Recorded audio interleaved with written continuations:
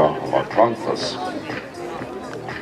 Järgi on veel 5 starti, nii et üsna pea see põnev võistlussõit lõpeb.